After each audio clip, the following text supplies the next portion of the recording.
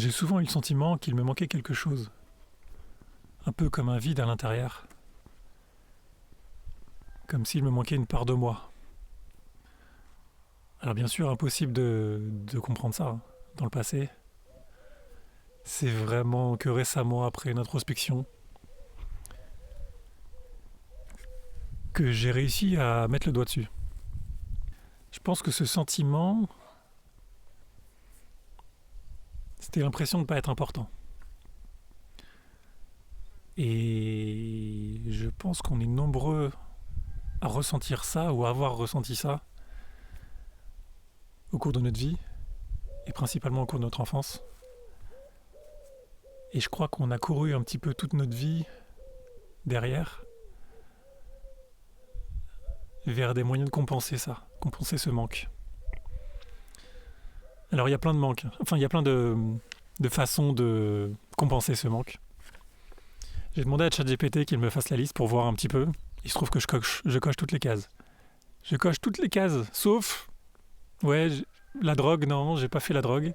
L'alcool, j'ai pas fait l'alcool. Ouais, je suis un bon client, on va dire.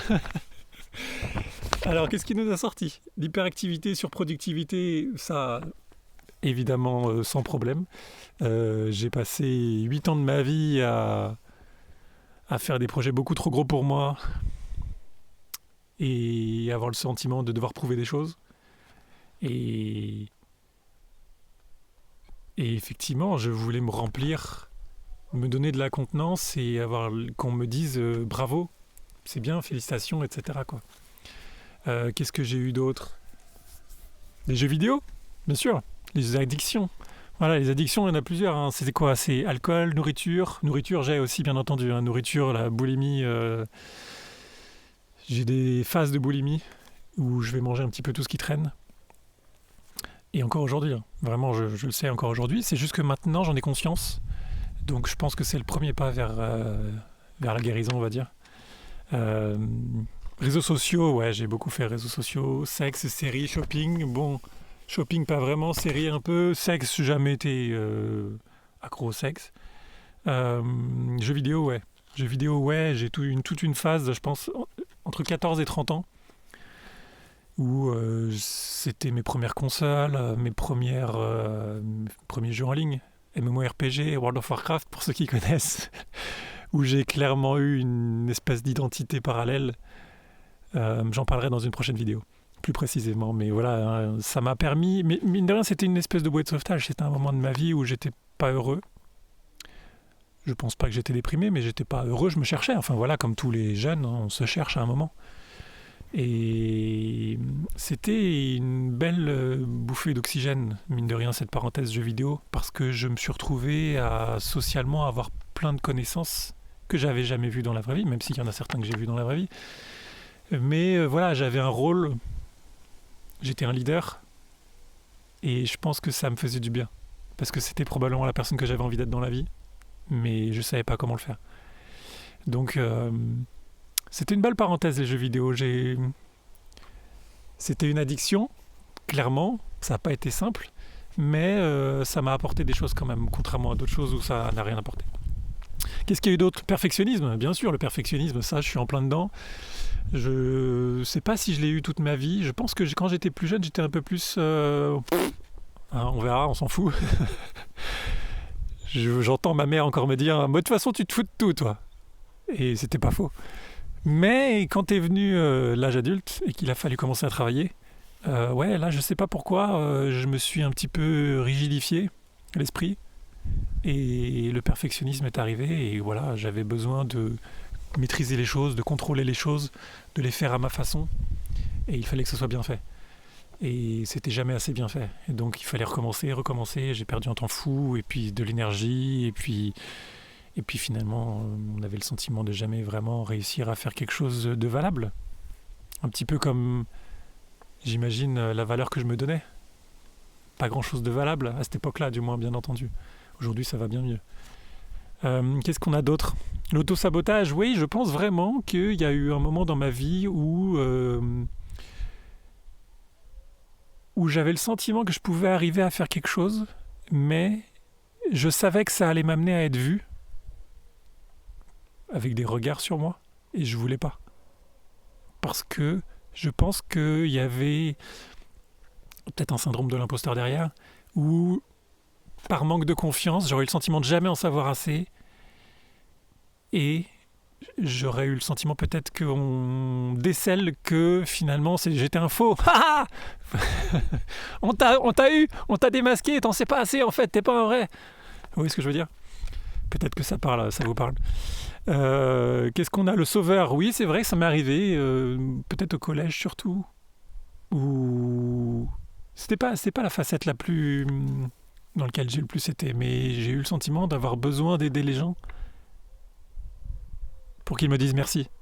Peut-être. Est-ce que c'était égoïste? Je ne sais pas. J'arrive pas vraiment à voir. Donc je pourrais pas en dire plus du moins pour l'instant. Peut-être qu'un jour ça me reviendra et je pourrai en dire davantage, mais pour l'instant ça je peux pas.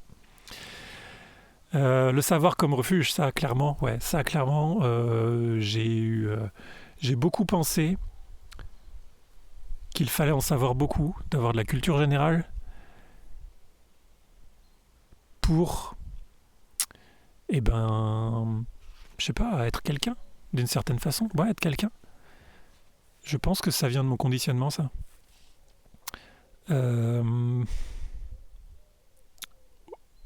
C'est récemment vraiment que j'ai compris que cette recherche. Alors, je suis quelqu'un de curieux, hein, donc naturellement. Donc, je vais naturellement vers les choses, vers les sujets qui m'intéressent. Je vais chercher à en savoir plus, à savoir comment ça fonctionne, parce que ça me nourrit, ça me fait du bien. J'ai besoin. Mais avant, j'avais le sentiment que ça allait me permettre de développer un nouveau sujet et de savoir quelque chose à ce propos et que je pourrais le ressortir au cours d'une conversation et que ça me permettra d'exister un peu plus. Il y avait quelque chose là-dedans. Vous voyez ce que je veux dire? Aujourd'hui, c'est beaucoup plus de la curiosité. Ça me plaît de m'intéresser à ce sujet et d'en savoir plus. Et c'est tout. Voilà, j'ai pas le sentiment que ça me nourrit, que ça me remplit. Et voilà, donc c'est beaucoup plus sain. Voilà, je pense, cette relation au savoir. Quête de reconnaissance extérieure, ouais, ça aussi, bien sûr. Mais ça, j'en ai un petit peu parlé dans la vidéo précédente quand je parlais du besoin de reconnaissance. Je sors de 2 gros projets énormes, un site internet sur lequel j'ai travaillé pendant 5 ans, une maison sur laquelle j'ai travaillé pendant 3 ans. On a enfin emménagé dans cette maison. J'ai tout fait tout seul. Que des choses que je maîtrisais pas, que je savais pas, mais que je me suis auto-formé par curiosité et par besoin également. Mais voilà, c'était intéressant au début, ça l'était beaucoup moins sur voilà. Plus le temps passait, moins c'était intéressant, moins c'était ce que j'avais envie de faire. Plus je me sentais déprimé parce que pas vraiment moi-même.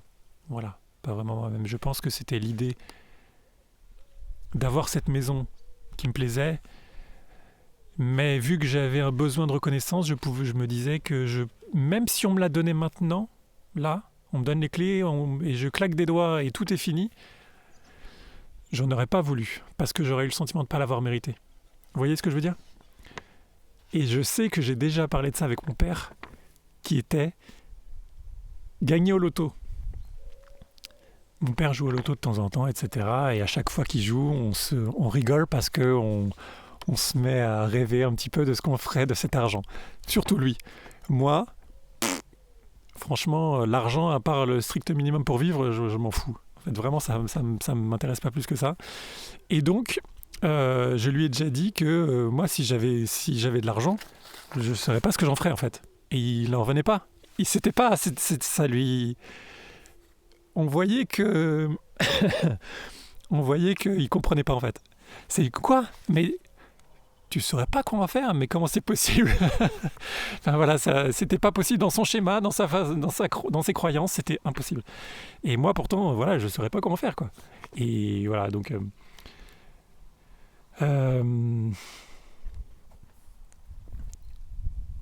ouais, donc voilà. Et donc toutes ces compensations pour compenser le manque de confiance et le sentiment de pas être assez. Bon, spoiler alerte, hein, rien n'a fonctionné, hein, à part des courts moments de plaisir. Quand je mange un paquet de chips, ouais, bon, ça fait plaisir. Voilà, j'ai une espèce de boulimie, je tape dans le paquet, je mange la moitié. Bon, rien n'a vraiment fonctionné dans le temps. Rien n'a vraiment fonctionné et tout est encore là. Le vide à l'intérieur est toujours présent. Et c'est bien là le problème. Parce que le but, c'est pas de trouver des rustines, comme toutes ces compensations le sont finalement. Ce ne sont que des rustines qui finissent par péter. Et effectivement, voilà, là, je pense que ces compensations n'apportent du plaisir que quelques heures maximum, des minutes, des heures. Je suis même pas sûr des jours. Ça dépend lesquels, mais peut-être qu'il y en a certaines où c'est des jours. J'ai pas été vraiment le genre d'ado sûr de lui. Je pense que je cherchais surtout les copains les plus sains, ceux qui étaient les moins violents, ceux qui étaient les plus aimables, les moins vulgaires, les moins grossiers. Il n'y en avait pas beaucoup, mais il y en avait. Ce qui fait que j'ai pas eu énormément d'amis. Et donc ce sentiment de confiance m'a amené à me poser la question, mais est-ce que vraiment on doit gagner sa place dans quelque chose? Est-ce que le fait de vivre fait que la vie nous dit ça y est, t'es né, maintenant, montre-nous qu'on a bien fait de te donner une vie. Hein. Je ne pense pas. Je ne pense pas que ça marche comme ça. Comme si on avait une dette. Comme si on avait une dette. Je pense vraiment que cette impression de manque qu'on peut ressentir dans le fait de ne pas être assez, c'est l'ego, à 100%. C'est l'ego qui a besoin de se donner une contenance, qui a besoin d'exister, et qui va du coup nous donner l'impression qu'il faut gagner sa place, qu'il faut devenir quelqu'un. Et dans nos sociétés, devenir quelqu'un, c'est avoir confiance en soi, savoir plein de choses, et voilà, et toute la liste des choses que j'ai faites, que je vous ai dit tout à l'heure, quoi. Et clairement, c'est un piège. C'est un piège énorme dans lequel tout le monde tombe, je pense. Combien arrivent à se libérer de ce regard? Je ne sais pas. Rien de tout cela n'est vrai. Est-ce qu'un oisillon qui naît, il doit mériter sa vie? Est-ce qu'un cheval qui vient de naître se dit « il faut absolument que j'arrive à sauter cet obstacle, sinon j'ai rien à faire là, sinon je mérite pas de vivre ». Bien sûr que non, ça semblerait absurde. Je pense vraiment que ça vient de notre ego. Ça vient de notre ego qui se pose des questions existentielles. Pourquoi la vie? Pourquoi la mort? Pourquoi je suis là? Est-ce que je mérite d'être là? Et je pense que c'est les travers. Ça fait partie des travers de l'ego que de partir dans ces réflexions qui me font souffrir, en fait. Qui font souffrir. Parce que je pense que l'ego existe en grande partie dans la souffrance. Donc forcément, il faut qu'il remette tout en question constamment. Ouais, puis l'ego peut partir après dans des dérives comme pourquoi je suis ici? Est-ce que j'ai le droit d'être ici? Est-ce que je mérite d'être ici? Je pense qu'on mérite tous d'être ici. Sinon, on ne serait pas là, en fait. Je pense qu'il n'y a pas d'erreur possible. Je pense qu'il n'y a pas d'erreur possible. Et peu importe notre physique, nos connaissances, d'où on vient, nos conditionnements, nos religions, nos croyances, enfin tout, peu importe. On mérite d'être là. Et si on vous a dit l'inverse un jour, c'était faux. D'accord? Il n'y a pas d'exception à ça. Il n'y a pas d'exception à ça. Pour autant, on n'est pas tous égaux. On va pas se mentir. On n'est pas tous égaux. On a tous un physique différent, été élevés dans des conditions différentes, des aspirations différentes, des rêves différents.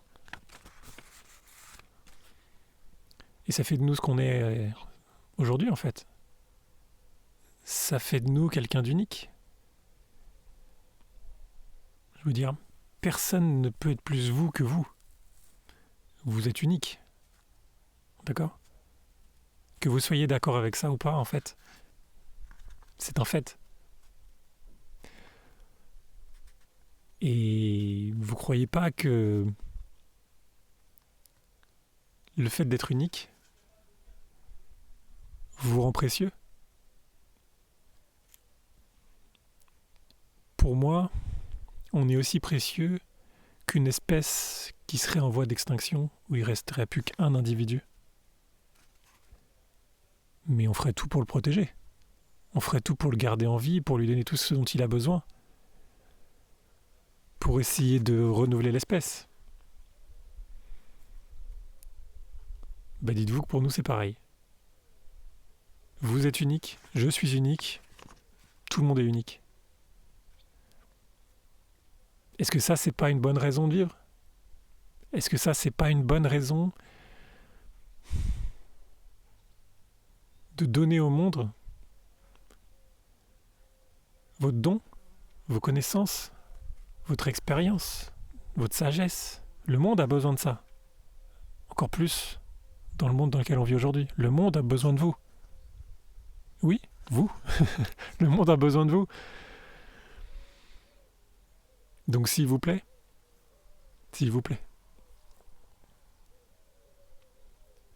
partagez votre don, partagez votre expérience, votre sagesse, tout ce que vous avez en vous, dans votre cœur. Il n'y a que vous qui avez tout ça, en fait, toute la combinaison. Vous vous rendez compte à quel point ça doit être... Enfin, quels sont les pourcentages de chances d'être vous ? Déjà de naître avec exactement tel que vous êtes, vos dons, vos capacités, voilà, l'expérience que vous avez eue, les conditions dans lesquelles vous avez grandi, c'est impossible à refaire. Personne, jamais. Vous avez une vie qui est unique, que plus personne jamais dans l'histoire ne revivra. Merde, faut la vivre, quoi. Je sais pas, j'ai envie de la vivre à fond. Parce que c'est une chance incroyable. Et je pense que quand vous aurez réalisé la chance que vous avez d'être vous, que vous le ressentirez dans votre cœur, mais vous aurez envie de le vivre à fond. De vivre à fond. Parce que, à ce moment-là, vous ressentirez la chance que vous avez d'être vous. Parce que c'est réellement une chance. C'est réellement une chance. Donc partagez-le. Créez des choses. Toutes les choses que vous créerez auront votre patte, votre façon de faire, votre sensibilité, votre cœur. Et le monde a besoin de ça, vraiment. Donc partagez les choses que vous faites. Voilà, c'était mon expérience et ce que je voulais dire à propos du sentiment de ne pas être assez. Comme vous avez pu le voir, ça a fait partie de ma vie, un petit peu, ce sentiment. Je pense que je m'en suis pas mal éloigné ces derniers temps, notamment grâce à cette introspection qui m'a fait un bien fou. J'ai l'impression de me découvrir, d'être une nouvelle personne, mais je pense que c'est vraiment ça. Je suis vraiment une nouvelle personne parce que quand je pense au Jérémy du passé, je me dis mais c'est vraiment une autre personne. Donc j'espère que cette vidéo vous aura fait du bien, qu'elle vous aura apporté quelque chose. Et ouais, croyez en vous. Aimez-vous. Vous en valez la peine. Allez, à bientôt. À la prochaine.